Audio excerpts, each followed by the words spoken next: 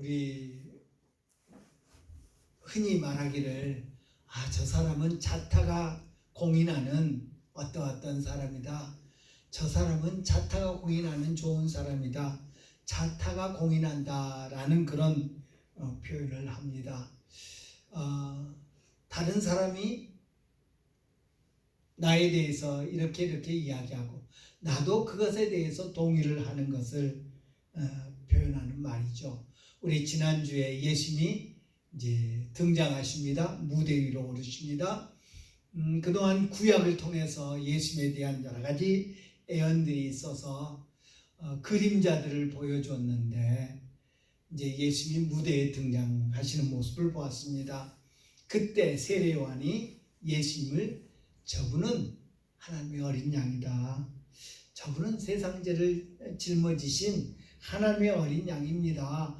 라고 세례 요한이 예수님을 하나님의 어린 양으로 메시아로 구세주로 인정을 했습니다. 타인이 예수님을 인정한 거죠. 그렇다면 예수님 스스로는 자신을 뭐라고 말씀하시는가? 사람들이 세례 요한이라고 하는 선지자가 등장하니까 몰려들었습니다. 그도 그럴 것이 그동안 선지자가 없었거든요. 많은 사람들이 세례 요한에게 와서 세례받으면서 그의 설교를 듣습니다. 그러자 바리새인들이 질문합니다. 네가 그리스도냐? 네가 오실 그이냐? 세례 요한은 난 아니다 라고 했습니다. 나는 그리스도가 아니다. 다른 사람은 그리스도 같다. 저 양반이 하나님이 보내신 분이구나 라고 인정했을지 모르지만 본인 스스로는 난 아니야 라고 했습니다. 자타 공인이 되지 못한 거죠. 그렇다면 세례 요한이 예수님을 인정했는데 예수님은 자신을 뭐라고 말씀하셨을까 하는 것입니다. 마태복음 20장에 보면 6월절이 가까워오니까 예수님이 예루살렘으로 가기로 작정하셨다는 그런 배경이 나옵니다. 그동안 예수님은 아마도 공생의 기간 동안 내내 6월절마다 예루살렘에 가셨던 것 같습니다. 그럼에도 불구하고 이번 6월절을 위해서 예루살렘에 가는 것은 매우 특별한 방문이었습니다. 왜냐하면 이번에는 가면 죽는다는 것을 예수님 아셨기 때문입니다. 이번에 6월절 지키러 예루살렘 가는데 이번 방문은 죽으러 가는 길이었습니다. 우리 흔히 하는 말이 입장 바꿔서 생각해봐 라는 말을 하죠. 입장 바꿔서 생각해라. 우리 성경 읽을 때 물론 예수님과 우리는 전혀 다른 차원이 다른 그런 존재들이지만 한번 예수님의 입장이 되보면 좋겠습니다. 예루살렘에 6월절을 지키러 갑니다. 그때 예수님의 심정이 어떠했을까 한번 생각해 봅시다. 겟세마네에서 예수님 기도하셨죠. 그때 뭐라고 기도하십니까? 내 마음이 매우 고민하여 죽게 되었으니 너희는 여기 머물러 나와 함께 있으라. 베드로와 야고보와 요한을 데리고 따로 이렇게 장소에 가셔서 내 마음이 고민하여 죽게 되었으니, 쉬운 성경은 내 마음이 매우 괴로워 죽을 지경이니 라고 표현합니다. 내 마음이 매우 괴로워서 죽을 지경이다. 겟세마네에서 그런 마음이셨다면 이미 갈릴리에서 예루살렘으로 떠나면서 예수님의 마음이 그러했을 것입니다. 예수님 그렇게 기도하셨죠. 할 수 있거든 이 잔을 내게서 떠나게 해 주십시오. 예수님이 그런 마음이었을 것입니다. 예루살렘에 안 가면 안 돼? 예루살렘 가기 싫다. 아마 이번 예루살렘 방문은 그런 마음이었을지도 모릅니다. 그럼에도 불구하고 나의 원대로 마옵시고 아버지의 뜻대로 하옵소서 했던 주님은 이번 예루살렘 가는 것도 마찬가지로 아버지의 뜻에 순종하기 위해서 죽기 위해 가는 그런 행보였습니다. 그러면서 예수님은 제자들에게 내가 예루살렘에 가면 이렇게 해서 죽임을 당할 거다. 그러나 다시 살아날 거다. 죽음과 부활에 대해서 제자들에게 다시 말씀해 주십니다. 이번만 해도 벌써 그 마태복음에 이번이 벌써 세 번째 예수님께서 제자들에게 자신의 죽음과 부활에서 말씀하신 것입니다. 그러나 제자들은 잘 알지 못했죠. 그것이 무엇을 의미하는지 잘 알지 못했죠. 아마도 예수님은 제자들이 마음의 준비를 하도록 하기 위해서 그런 말씀을 해주셨던 것 같습니다. 아무런 생각이 없는데 어느 날 예수님 죽으면 상심이 더 클 것 같아서 미리 예수님 이해하지 못하지만 말씀해 주셨던 것 같습니다. 그렇게 예루살렘으로 향해서 가는데 세베대의 아내 살로메가 자기 두 아들을 데리고 예수님께 나와 절합니다. 뭔가 원하는 게 있는 것 같아서 예수님 묻습니다. 뭘 해주기를 원합니까? 라고 묻습니다. 그러자 그 살로메가 자기의 두 아들 야고보와 요한을 주님의 나라에서 높은 자리에 좀 앉게 해 주십시오 라고 요청하고 있는 것을 볼 수 있습니다.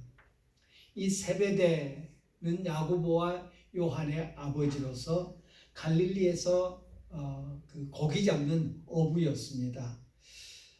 마태복음 4장에 보면 그 두 형제들 베드로와 안드레 그리고 야고보와 요한 이들이 다 형제들인 둘씩 형제들인데 베드로와 안드레가 안드레를 이제 부르죠.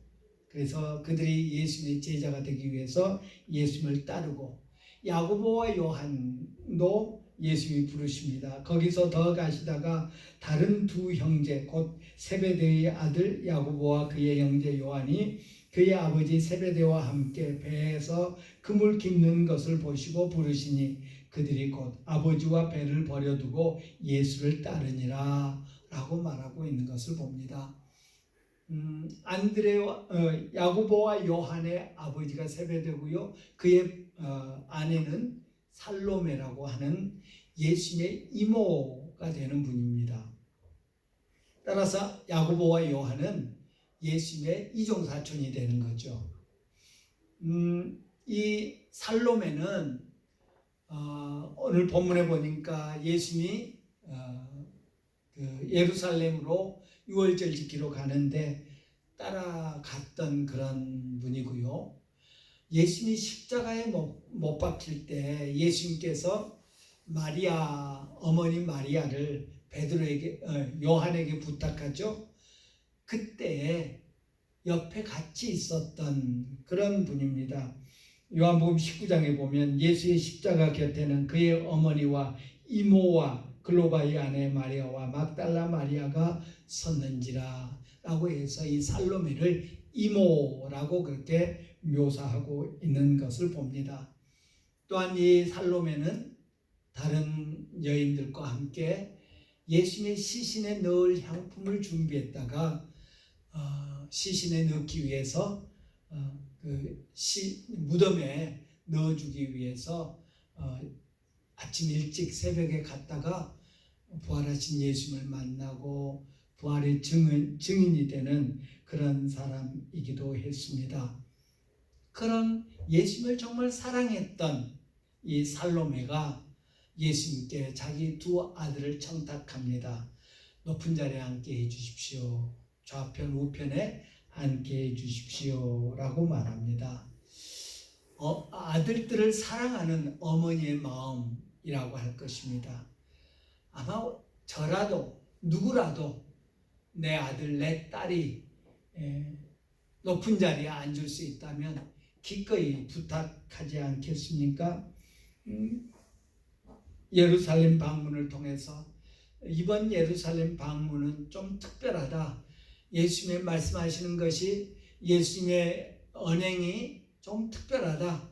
이번 예루살렘 방문에서는 뭔가 무슨 일이 일어날 것 같다라고 여겼던 살로메는 자기 두 아들을 부탁하기에 이릅니다. 비록 살로메가 하나님 나라에 대해서 예수님에 대해서 바른 이해가 부족해서 혹은 아들들을 사랑하는 마음이 지극해서 이런 청탁을 했을 것입니다. 그럼에도 불구하고 다른 제자들도 마찬가지라는 것입니다. 제자들이 그 두 제자들, 10제자가 두 제자에 대해서 분을 품었다, 화를 내고 있었다 라고 말씀하고 있습니다. 이 야고보와 요한이 엄마 찬스 사용한 거죠. 예수님의 이모가 되는, 육신적으로 예수님의 이모가 되는 이 살로메 엄마 찬스를 사용해서 높은 자리 청탁하는 그런 모습을 볼 수 있습니다. 우리 전에 법무부 장관 이렇게 그 딸 때문에 지금도 재판 중에 있습니다만은 많은 젊은이들이 마치 자기들은 안 그런 것처럼 막 분노하고 했던 그런 모습을 우리가 볼 수 있었습니다. 나도 그러고 싶은데, 나도 이렇게 조건만 된다면 아빠 찬스, 엄마 찬스 써서 좀 좋은 대학 가고 싶고 좋은 회사 들어가고 싶고 월급도 많이 받고 싶고, 그런데 아빠 찬스, 엄마 찬스 써서 내가 할 수 없는 일을 하는 그 사람들을 보면서 화를 내지요. 이 10제자가 마찬가지였다는 것입니다. 난 아니야. 나는 그럴 만한 사람이 못 돼. 나는 기꺼이 섬기는 종이 될 거야. 라는 제자는 없었다는 것입니다. 나도 그럴 수 있는데, 나도 그 자리에 앉고 싶은데, 나도 그렇게 되면 좋겠는데, 자신들은 쓸 찬스가 없어서 이 야고보와 요한에 대해서 화를 내고 있었던 것입니다. 누구도 그럴 만한 자격이 없다거나 부족하다고 여기는 사람이 없다는 것입니다. 나는 쟤들보다 나아, 나는 이런 면에서 저 사람보다 나아 라고 생각하는 것이 우리 보통의 모습이지요. 전에 제가 부목사로 섬기던 교회에서 장로 장립식을 이제 하기로 결정하고 이제 장로 그 후보자를 선택하죠. 그 장로 시취한다고 그러는데 그 이제 후보자를 선택하는 과정에서 탈락하신 분이 교회를 떠났습니다. 제가 부목사로 이제 그분을 만나 뵙고 여러 차례 여러 말로 권면을 하는데 듣지 않으시더라고요. 그러면서 만날 때마다 하는 말이, 내가 그 장로 후보로 뽑힌 사람보다 그 교회에 더 오래 다녔다는 겁니다. 더 남존도에서 뭐에서 교회 학교에서 이런저런 봉사를 많이 했다는 것입니다. 자기에게 충분한 자격이 있고 자기도 할 만큼 했고 아무개보다 낫고 아무개보다 이런 면에서 낫고 라고 말하는 것을 여러 번 들을 수 있었습니다. 예수님의 다른 10제자가 이 야고보와 요한에 대해서 품은 생각과 똑같은 모습입니다. 우리에게도 혹은 2제자처럼 혹은 10제자처럼 그런 모습이 그대로 있다는 것을 우리가 경험을 통해서 또 말씀을 통해서 알게 됩니다. 그들 사이에 이제 분쟁이 일어납니다. 분을 품고 하는 그런 안타까운 모습이 발견됩니다. 그런 제자들을 예수님은 어떻게 다루셨습니까? 살로메에 대해서 왜 당신은 그런 말을 해서 이렇게 분란을 일으킵니까? 살로메를 탓하지 않으셨습니다. 야고보와 요한의 잘못을 지적하면서 그들을 나무라지도 않으셨습니다. 분을 품었던 이 10제자를 부르셔서 야 너희들은 왜 원팀을 이루지 못하느냐 라고 하지도 않으셨습니다. 25절에 보니까 예수님은 제자들을 불러다가 이르셨다고 말씀하고 있습니다. 현대인의 성경, 바른 성경에 보면 예수님께서 제자들을 곁에 가까이 부르셨다라고 번역했고, 쉬운 성경에 보면 제자들을 모두 부르셨다라고 말하고 있습니다. 2명 따로 불러서 야단치거나 2명 따로 불러서 뭐 다른 약속을 해주거나 하지 않으셨다는 것입니다. 10명 불러서 야단치거나 10명에 대해서 그래 니들도 한 자리씩 줄게 라고 하지 않으셨다는 것입니다. 아마도 예수님은 12명 모두를 따로 부르셨던 것 같습니다. 살로메가 이 예수님 일행에 포함된 것을 보니까 살로메 외에도 또 우리 예수님이 십자가에 못 박히신 모습을 기록한 대목을 보면 많은 사람들이 갈릴리에서 온 많은 사람들이 거기 있었음을 이야기합니다. 그런 군중들이 지금 예수님과 함께 가는데 12제자들을 따로 조용히 부르셔서 그들에게 말씀해 주셨습니다. 누군가를 편애한다는 오해를 일으키지 않도록 제자들의 권위가 땅에 떨어지지 않도록 그들을 배려해 주는 그런 모습을 발견할 수 있습니다. 예수님은 그들에게 뭐라고 하셨습니까? 먼저 세상 나라에서는 세상 사람들은 다들 그런 식으로 한다라고 인정하고 있는 것을 봅니다. 살로메가 청탁한 것이, 야고보와 요한이 청탁한 것이 제자들이 자신들도 하면서 분을 품은 것이 어쩌면 당연한 거다 라는 것을 인정해 주는 모습입니다. 너희가 아는 대로 세상의 통치자들은 백성을 권력으로 지배하고 고관들은 세도를 부린다 라고 말씀하십니다. 세상 사람들 다 그래 세상은 그렇게 권력을 도구로 사용하고 세도를 부리고 그래서 높은 자리에 오르려고 하고 권력을 잡으려고 하고 그건 당연한 거야 라고 말씀하십니다. 그러면서 26절에 너희 중에는 그렇지 않아야 하나니, 우리 이 말씀의 밑줄을 그읍시다.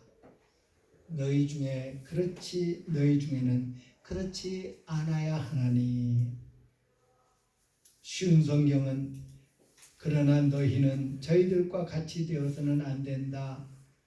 현대인의 성경은 그러나 너희는 그럴 수 없다 라고 번역합니다. 예, 우리 주님께서 우리에게 기대하시는 모습이 이런 모습입니다. 세상 사람들 그래 권력을 잡으려고 해, 높은 자리에 오르려고 해, 그래야 세도를 부릴 거 아니냐, 그래야 마음대로 다른 백성들을 지배할 거 아니냐. 세상은 그래. 그러나 너희는 저들과 같아서는 안 된다. 너희는 그렇게 할 수 없다. 그래서는 안 된다 라고 예수님 말씀하십니다. 오늘 우리 그리스도인들이 이 일에 실패하는 것 같습니다. 오늘 우리 교회 지도자들이 이 일에 실패하는 것 같습니다. 그래서 더 이상 소금의 맛을 잃어버리는 그런 교회가 되었습니다. 더 이상 빛이 되는, 어둠을 밝히는 빛이 되는 그런 역할을 교회가 하지 못하고 있습니다. 똑같으니까. 똑같이 어두우니까, 똑같이 맛이 없으니까 더 이상 사람들은 교회의 소리에 귀 기울이려고 하지 않습니다. 예수쟁이들의 말에 귀 기울이려고 하지 않습니다. 예수쟁이들이라고 못마땅해 하면서도 그래 저 사람들은 달라 라고 했던 우리 한국교회의 역사가 있었는데 지금은 그렇지 않다는 것입니다.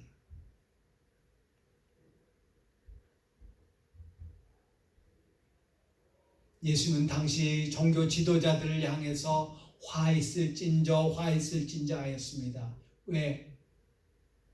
뭐가 잘못입니까?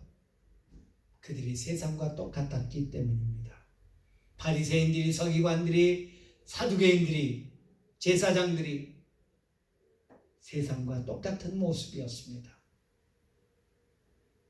종교적 권력을 잡고 그것을 휘두르려고 하고 세상 권력과 타협해서 세도를 부리려고 하고 그런 모습의 사람들에게 화가 있을 것이다 라고 했습니다. 오늘 우리 한국교회 지도자들을 향해서 우리 주님 뭐라고 말씀하실까요? 목사가 권력자인 것처럼 여기는 한국교회 지도자들에게, 교회 숫자가 권력이 되는 그런 한국교회에 화 있을진저 라고 하지 않을까요? 너희는 그럴 수 없다. 너희는 저희들과 같이 되어서는 안 된다. 라는 이 말씀을 우리 늘 기억합시다. 우리 하나님은 우리에게 거룩한 백성이 되라고 말씀하십니다. 거룩하다는 말은 다르다, 구별됐다는 것을 의미하죠. 니들은 달라야 된다. 니들은 달라야 된다. 라고 우리 하나님 거듭거듭 성경에서 말씀하고 있습니다. 우리는 과연 우리 주변 사람들에게 너도 나처럼 되라 라고 말할 수 있습니까? 그렇게 말할 때 그래 그러고 싶어 라는 반응이 나를 아는 사람들로부터 나오는가 하는 것입니다. 우리 그런 우화 잘 알죠? 바닷가에서 어미 개가 새끼 개를 가르치고 있습니다. 걷는 법을 가르칩니다.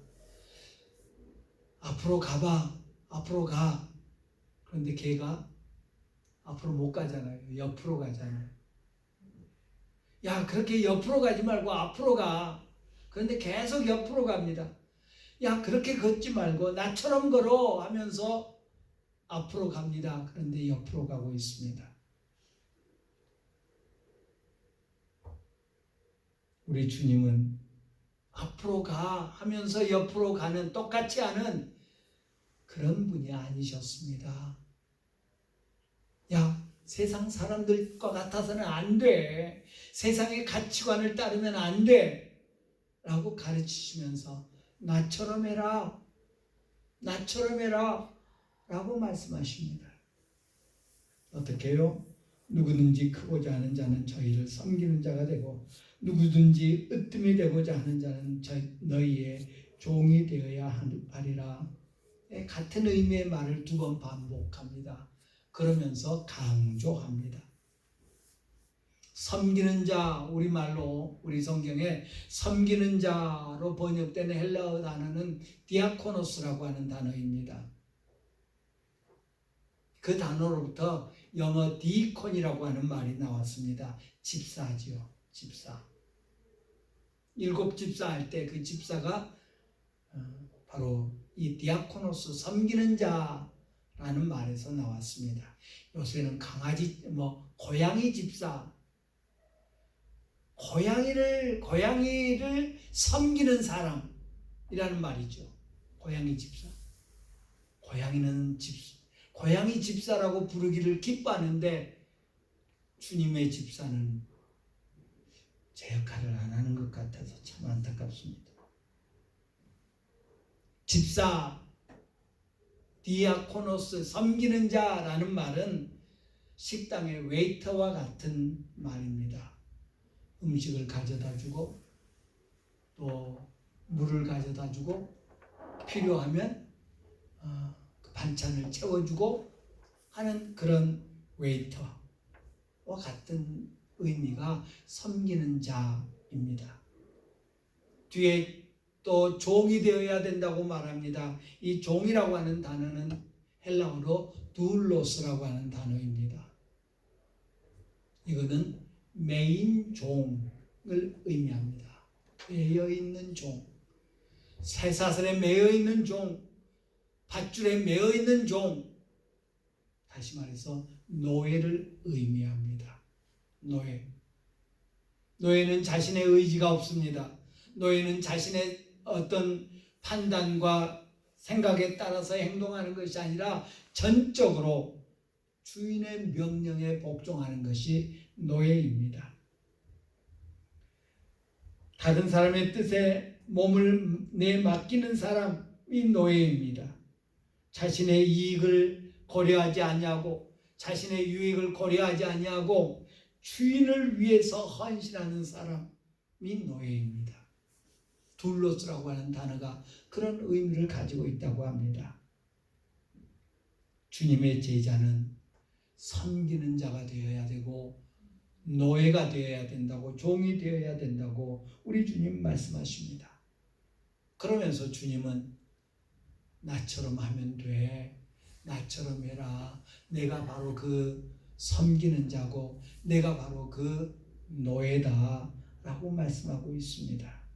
28절에 보니까 인자가 온 것은 섬김을 받으려 함이 아니라 도리어 섬기려 하고 자기 목숨을 많은 사람의 대속물로 주려 함이니라 라고 하셨습니다. 야, 세상 사람들처럼, 세상의 권력자들처럼 하지 마. 나도 그렇게 하지 않아. 목적이 행동을 결정하죠. 어떤 목적을 가지고 있느냐가 그 사람의 행동을 결정합니다. 예수님이 이 땅에 오신 목적을 오늘 본문은 분명하게 밝힙니다. 섬김을 받을 목적으로 오지 않았다. 만약에 예수님이 섬김을 받을 목적이었다면 이 땅에 오실 필요가 없습니다. 왜? 하늘에서 천군 천사의 섬김을 받고 있었기 때문에.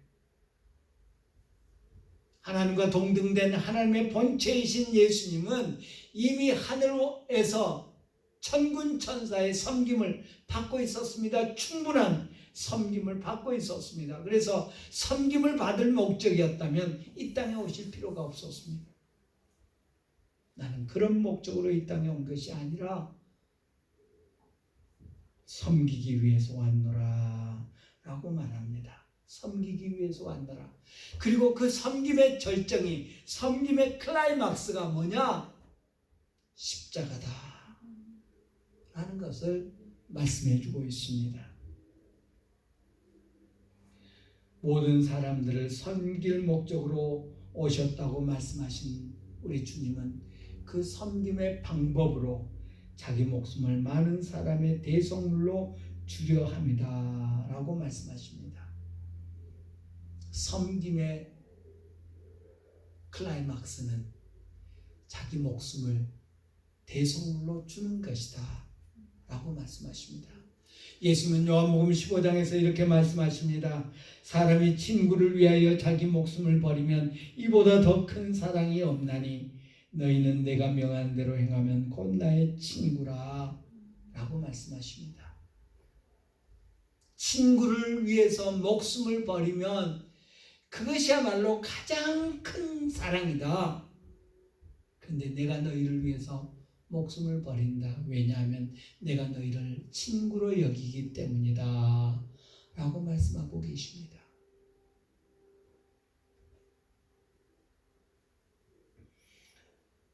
우리를 위해서 생명을 주시는데, 목숨을 주시기 위해서 오셨는데 왜 목숨을 주셔야 하느냐?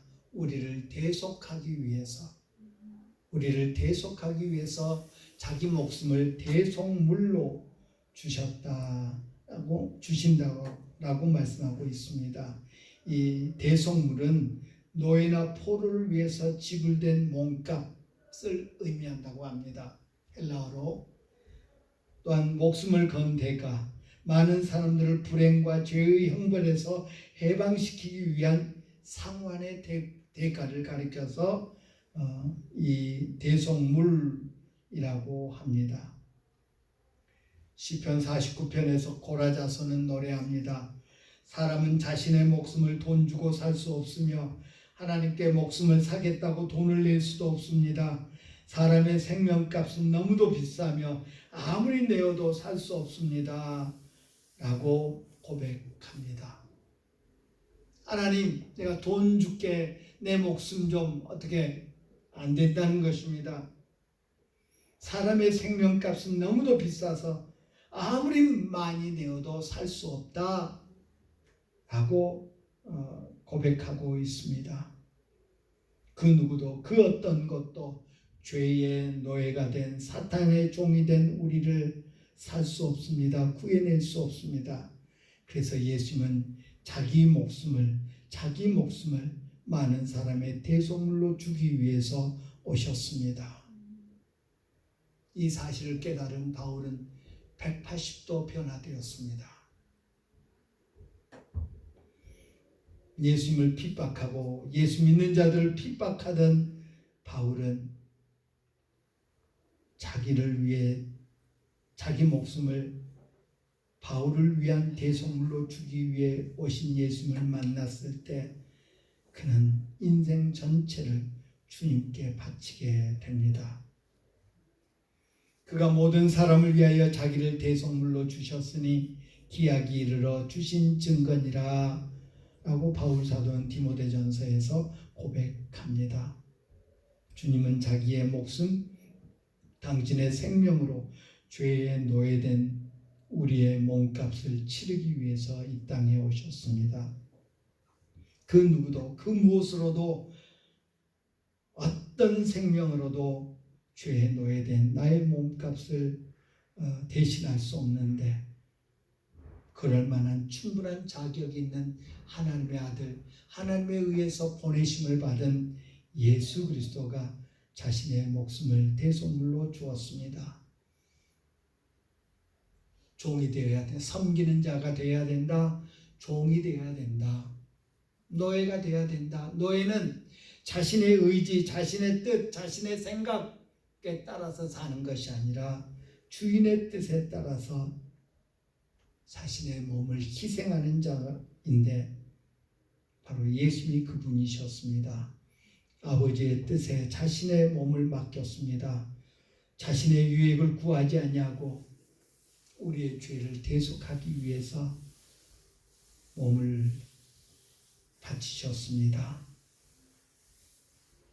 그는 하나님께로부터 보냄을 받은 하나님의 아들이요 하나님에 의해서 준비되어진 스스로 준비되신 구주 예수십니다.